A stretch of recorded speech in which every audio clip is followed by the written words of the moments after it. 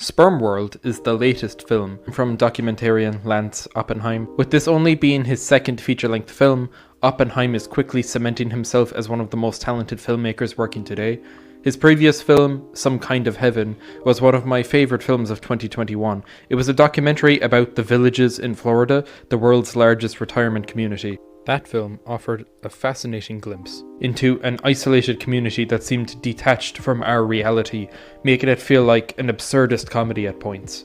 Oppenheim didn't make a spectacle out of his subjects. Instead, he presented them as empathetic humans with relatable struggles. On top of that, it was a film where nearly every aspect, the score, the editing, the cinematography, etc., was used to enhance the film in an effective way. Now, Oppenheim is back with a new film, and he called it Spermworld. Based on the title, it may seem like all that were involved wouldn't be taking this project seriously, but that couldn't be further from the case. In fact, I think this film is an improvement over Some Kind of Heaven.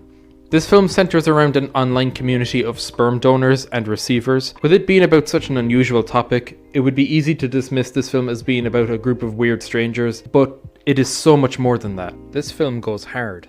The filmmakers really put their all into making this a compelling experience. There's an inherent absurdity to the niche world of sperm donations, so some of the subjects' interactions can be well-meaning, but awkward or even strange. The film certainly taps into this humour, but it also goes above and beyond the Call of Duty. It shares a lot of the same stylistic choices as Some Kind of Heaven, but incrementally improves upon them. This might actually be one of the best directed and produced documentaries I think I've seen. Each filmmaking aspect is a standout in its own right. The score is fantastic, the editing feels purposeful and cohesive. The cinematography is probably my favourite part about this film. It looks ethereal with its vivid colours and glowing lighting.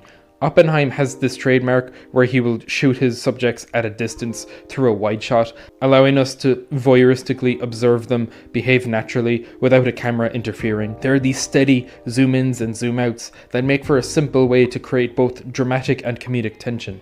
There's a genuinely compelling human element to this film. By the end of it, you get to have a cohesive understanding of what each subject is like. Some of the donors pursue relationships with their recipients and offspring, but it's always a relationship at arm's length. Even the act of impregnating the recipients is extremely impersonal. The donors are just one or two steps away from being couriers. Even if these relationships have all the interpersonal connections scrubbed away, these people still find comfort in them because it still fills the void. Each recipient has their own reasons to accept a sperm donation. They could be in a LGBT relationship, it could be because of infertility, or it could just be to have the opportunity to have something to raise and love. Likewise, each donor has their own reasons to donate sperm, whether it be to help others, loneliness, longing, the wanting to be wanted, or it could just simply be to sire children. A lot of people will read the title or hear the premise and be immediately put off by this. I understand that a lot of people will be uncomfortable watching a documentary about sperm.